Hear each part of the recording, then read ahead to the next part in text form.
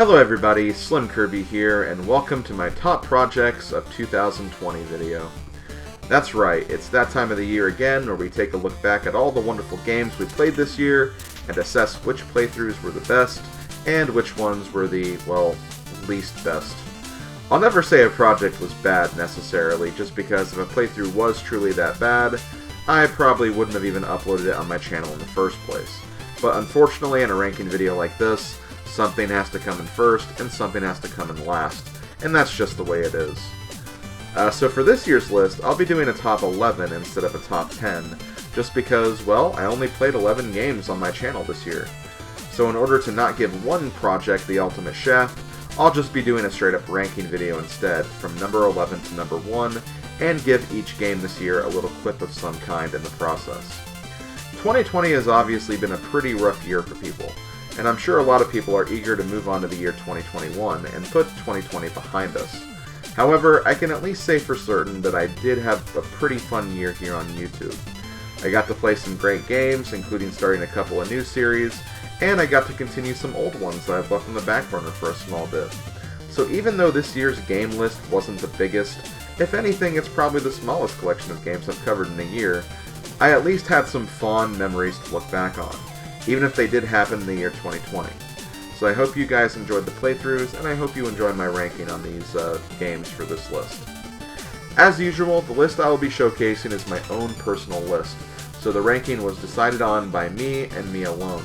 However, at the end of the video I will show the viewer ranking, which were the top 11 project rankings decided by you guys through the straw poll I've had going on for the last week on my channel.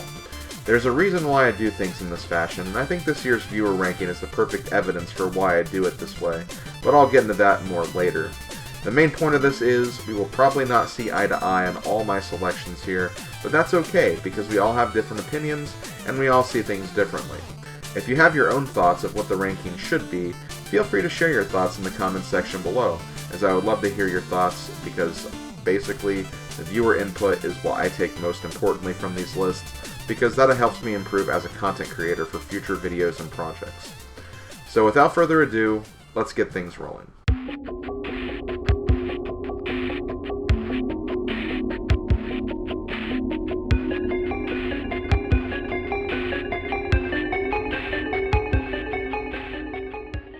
You know, I can't help but feel sorry for the Blue Bomber when it comes to these lists. Mega Man hasn't exactly had a proper 10 showing since the year I did the Mega Man Marathon back in 2014, and in that year's list I kinda cheated and included all 6 games I did in one placement anyway.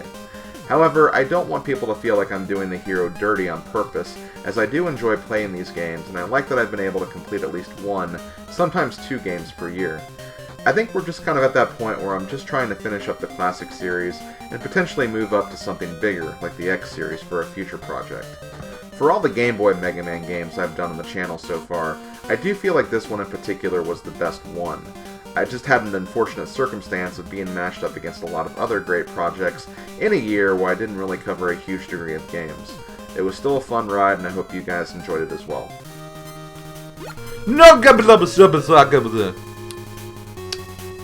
Okay, hold on. The official translation of that was just so we're clear on that. Oh my god.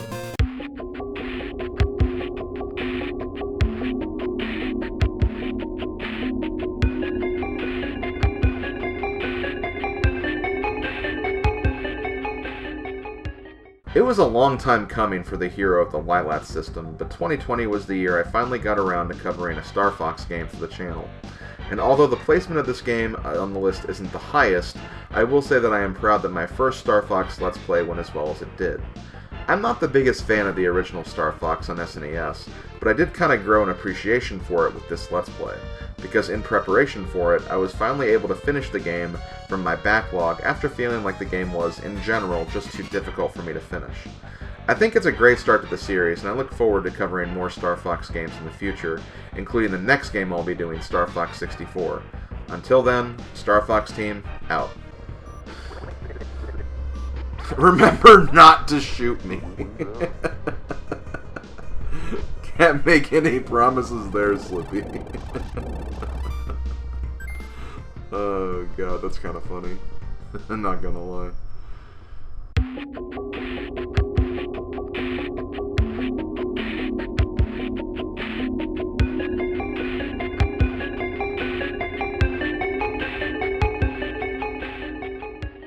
It's not often you see Mario Party ranked so low on these lists, but for me, Mario Party the top 100, I think it kind of goes without saying that I just found this game to be an incredible disappointment, and I feel like that kind of carried over to the actual playthrough as well. Not that the project was bad or anything, because it being a Mario Party game and me being SlimKirby, I do have a lot to say and analyze on the subject of a game that was made as a tribute to a series I love. It just ended up not being a great tribute, if that makes sense. I had fun playing through the game and recording the project, but before I knew it, the project was over. It only took me 2 recording sessions to record the whole game, and the content is just so bare that just when I was kind of starting to get into what I was playing, it ended before any kind of payoff, and just left me wanting more. So much more. I don't think I need to say too much more than that, but if you want to hear more of my thoughts, definitely consider watching the project, because again, I do consider myself a Mario Party enthusiast, and I do have a lot to say about the game and the content that's involved with it, which I do think is the novelty of this Let's Play and what elevates it beyond the very bottom of this list. But don't be surprised if the game itself leaves you feeling a tad underwhelmed, because trust me, I felt the same way when I played this game.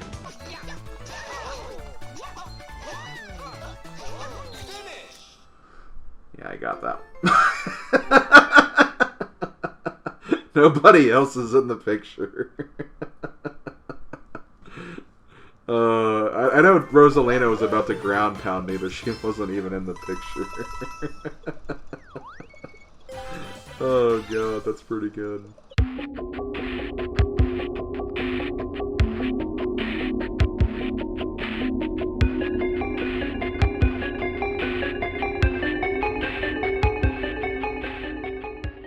After looking over this list several times, I've come to the conclusion that Kirby Canvas Curse is ranked this low only because the 7 playthroughs above this were great, and this one, well, was just good. To be honest, I wasn't quite sure how Canvas Curse was going to go, but I did find myself rather enjoying the ride as I was going through this game. Much like a couple of other games on this list, this was a game I never really had the drive to finish until I wanted to actually sit myself down and start planning out this Let's Play. And when that happened, I do admit that I did actually enjoy this as a Kirby spin-off title. I do think Kirby and the Rainbow Curse does a little more to make this experience more engaging, especially with the adventure mode in that game, but as a game that's controlled completely with the stylus and touchscreen, I think it does a pretty good job of using the DS's core features to its advantage, and includes a lot of awesome nods to the Kirby series. This was admittedly not the Kirby game I wanted to cover this year, and I held back on the game I was more interested in because I didn't want to step on the toes of someone else who was covering that game. Thanks, Emil. But it did give me a chance to look at a lesser-known Kirby game and give it a bit more love. Honestly, I feel like the hardest part of this is the first section. Once you get past the first sections.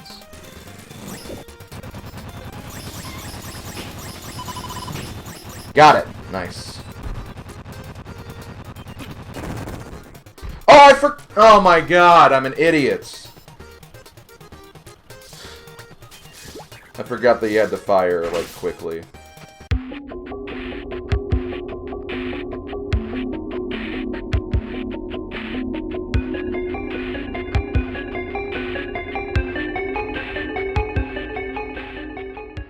This was where this year's list started getting a bit tricky for me, because I swear it was really hard selecting an order for these next 3 or 4 games in this list. For number 7, I ultimately landed on Luigi's Mansion Dark Moon. There were honestly some really good moments of Dark Moon, and like I said for Canvas Curse, this was another game that I had waited on my backlog for a very long time, so it was good that I finally decided to get cracking on this one, because there's actually a pretty solid game here. I'm not too much of a fan of the 3DS controls, or more so how the 3DS feels when trying to play this game, but I do feel like what it has is pretty solid, and it was a great expansion on the original Luigi's Mansion formula. And I think that expansion continued further on in Luigi's Mansion 3 as well, but we'll get more into that game when I cover it in a future year. Still though, it was great putting on the Poltergust again, and going on a nice little ghost hunt. Although I do wish Egad would start being a lot nicer to Luigi. That jerk. Yeah, because I can make him appear, but I can't... Oh, okay. That's weird. But I can't get him, though. I don't think I can get him. Okay. That's so weird! He was stuck up there. I don't know how to feel about that.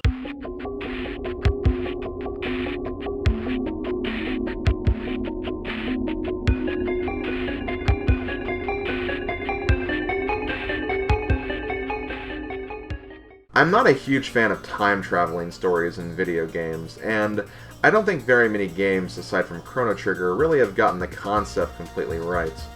Partners in Time, the second Mario and Luigi game, did okay with it. Although I feel that since it's a Mario universe and you can't really take the plot too seriously, that definitely helps here, which allows you to focus more on the gameplay and the kooky and quirky dialogue.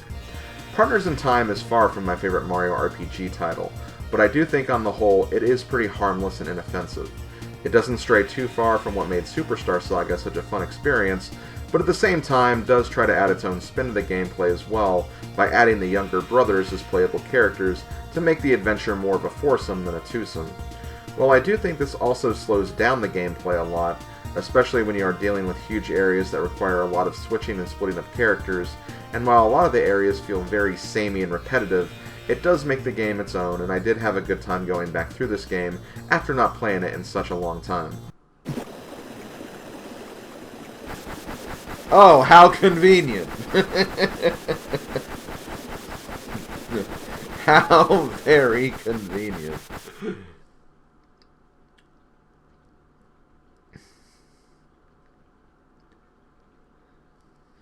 Oh, did you invent the cloud too? Bullcrap.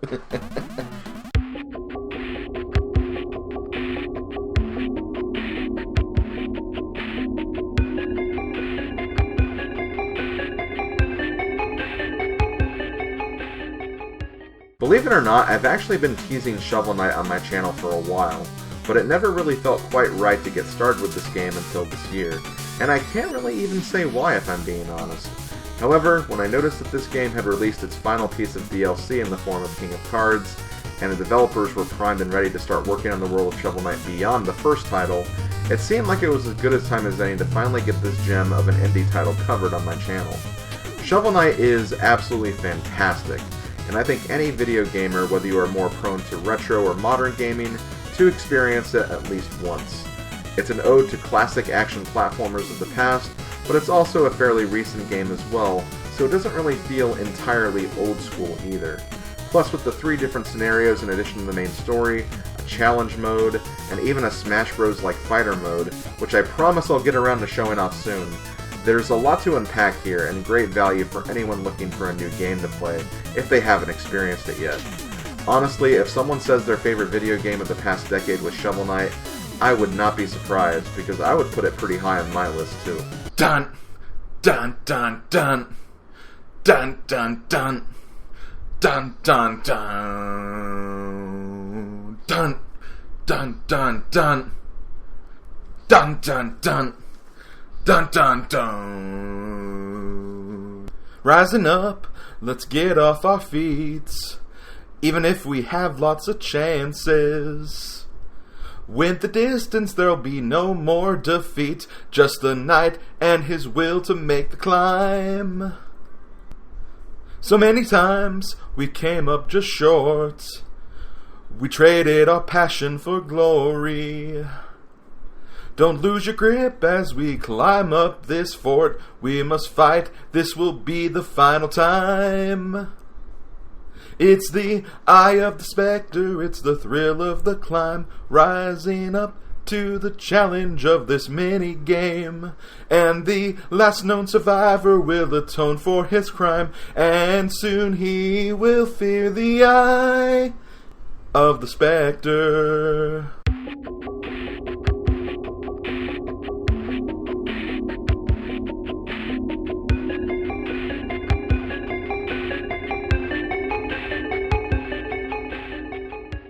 I was actually wondering if I may have placed this project a little high due to personal reasons, but it seemed like we were at least somewhat on the same page here when it came to Spyro the Dragon. This was a game that really caught me off guard this year, and no, I'm not just talking about the Let's Play either.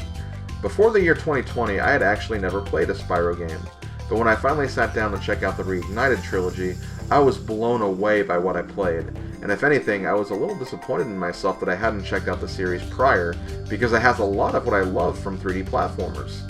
Lots of exploring, and lots of gathering collectibles.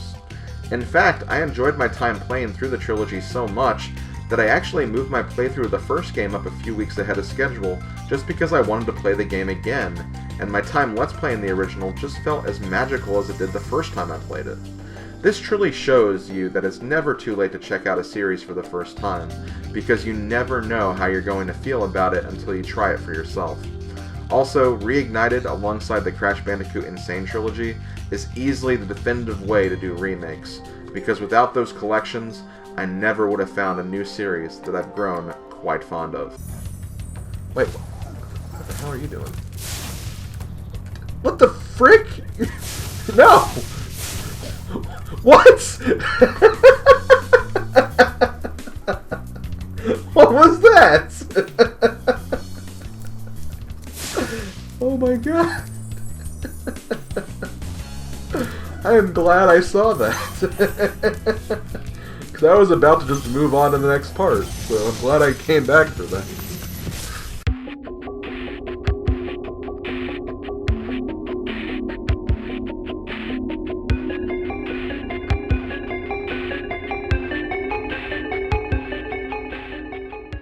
We're going really far back for this one, folks, all the way back to 2009, the year where I first played The Legend of Zelda Link's Awakening for YouTube. This was a very early Let's Play of mine, and although I wouldn't say it's as bad or as cringy as some of my oldest works, it definitely shows its age at times. Heck, I did the Let's Play back when YouTube still had an 11-minute time limit on videos. And as much as I wanted to redo the game at some point, since it is one of my favorite Zelda titles, I figured that a replay would need something a little more definitive for me to cover the game for a second time. So when Nintendo announced a remake of Link's Awakening for 2019, I figured that was as good as enough reason to revisit the Isle of Koholint for a second outing. And let's just say, I am very glad I did so. This replay was a lot of fun and was a great way to start off the year 2020. Well, despite the unfortunate direction 2020 would ultimately end up taking us. Still, it was a good ride, and even though it was a replay, there were a lot of glorious moments that, in some regards, elevated this project over the original, and that's definitely my goal with doing replays, along with showing people the magic of the game in question. Link's Awakening for the Switch, I think, is a remake done right for all the right reasons, with the sole exception potentially being the price point on its release. However, if it ever becomes a Nintendo Selects title, I think it would be the perfect game to take advantage of that, because it's a magical, beautiful, incredible game that I'll never get tired of playing. We'll see, though. Actually, it may be generous enough for me. No! Oh, wait! Oh, come on. That's annoying. Yeah, let's try again. So I gotta press it a little more. That's too much. Damn it. Who knows? I might be able to get both the Yoshi and the piece of heart in one go, though. I don't know. I just made it more difficult now, too, I think. That should be it. Okay, yeah, he actually reacted that time, so we should be fine now. It was still kind of... What?! Oh my god. Am I gonna waste all of my rupees on the crane game?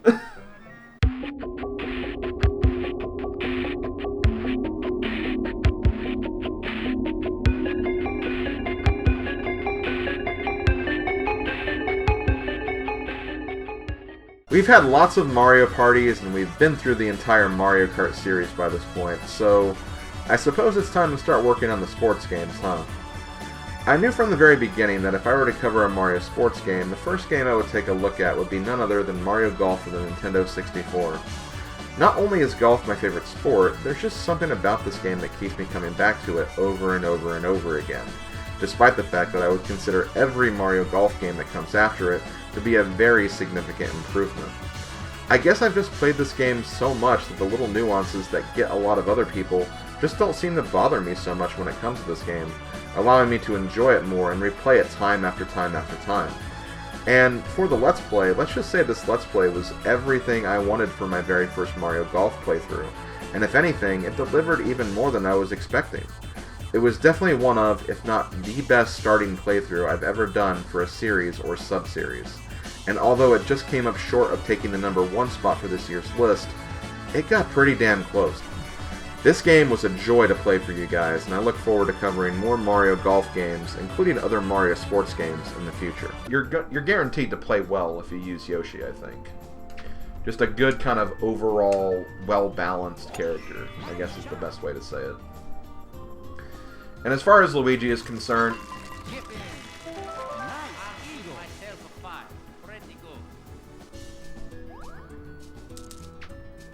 Huh!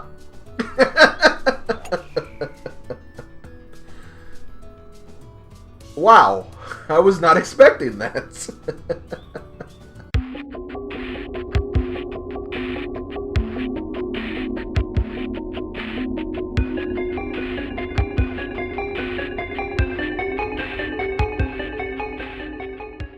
Okay, this is probably the most predictable #1 in the history of these lists, but I can't overstate how much fun it was going through this game again.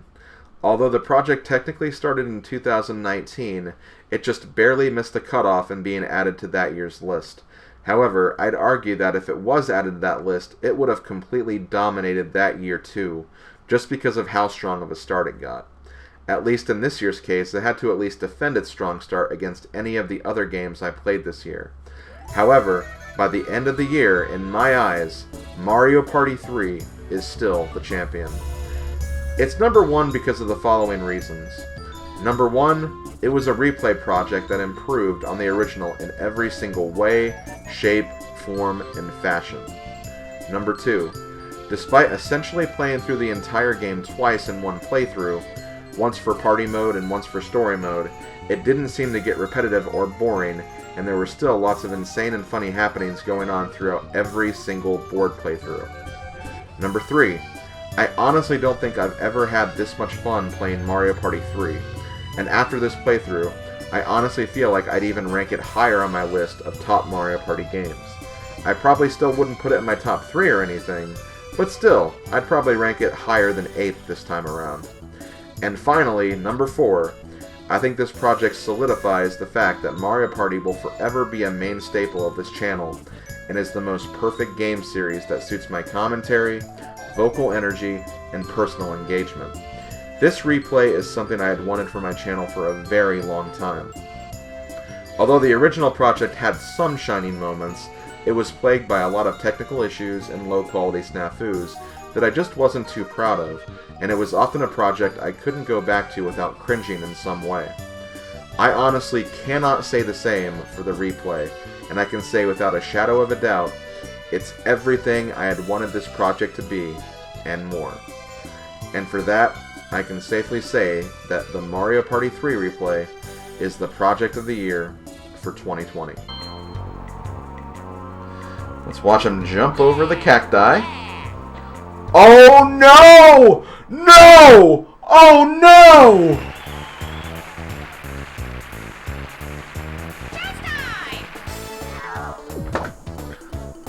Oh god. Oh no!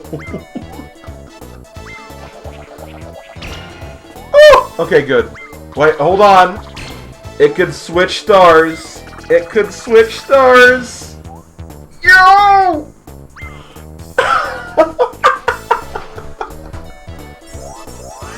Oh my god.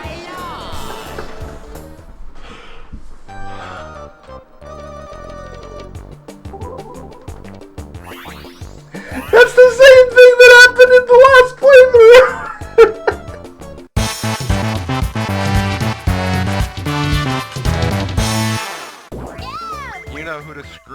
Give it to Yoshi to give me a chance. Oh my god, 3 stars. Yoshi, oh my god. Oh my god! Yes! He gave him to me! Yes! There's no way I can lose now. Before we wrap up this video, we still have to get to the 2020 Viewer Project of the Year, and it wasn't even close. Mario Party 3 dominated that vote too. I know, kind of anticlimactic, but it's a Mario game, a Mario Party game no less, so it's no surprise to see it so high on the list here. Heck, I'm actually kind of surprised how high Top 100 got, if I'm being honest. But still, I think it does verify why I do the list myself, because look at that Mario stacked top 5 here. See, this is why I use my personal rankings, because Mario would just get all the love all the time if I didn't do that. Not that I think my Mario playthroughs are overrated or anything, as I do consider Mario games to be some of my best work generally. I mean, look at my top 2 this year. But I do think there are a lot of other games and projects I've done well with, too, and I'd like to give them some love as well. But yeah, that's why I use my rankings as the official rankings, although I still love to look at the viewer rankings as well. I was also quite happy to see Spyro get some love this year, too, being the highest voted project that wasn't a Mario game. So it's nice to see that series got a seal of approval from you guys as well. And with that, I think that's going to do it for the year 2020. So thank you guys for your continued support, and I'll see you guys in 2021. I'm not going to hint at very much for the next year, just because I feel like I'm still trying to figure out a couple of things in terms of what games I want to cover, but I am going to try and turn my focus to some titles and characters that I didn't quite get around to covering in 2020. There is also a certain remake coming out in the next few months that I would like to get to, and that remake is the sole reason for why I didn't cover the game sooner, because I knew it was coming at some point. I know there are also a lot of people still wanting Pokemon Gen 3 and another Fire Emblem playthrough, but at this point, those are some pretty big commitments that I'm just not ready to announce or confirm yet at this time, so please continue to be patient with me on that. One or the other could be possible this year, don't get me wrong, but if so, I wouldn't expect that until the later part of the year at least. But I can say for certain that there will be some series I will continue this year, and some of the series have been pretty highly regarded in the past, so at least we have that going for us. Also, I think it's finally time, guys. I think it's time for the Quest 64 playthrough to be teased in this video for the 5th straight year in a row. It just wouldn't be a Top Projects video without that, right? Anyway, thank you guys for your continued viewing, comments, and support, and I'll catch you guys in 2021. Have a good new year, and I'll see you guys next time. Later, folks.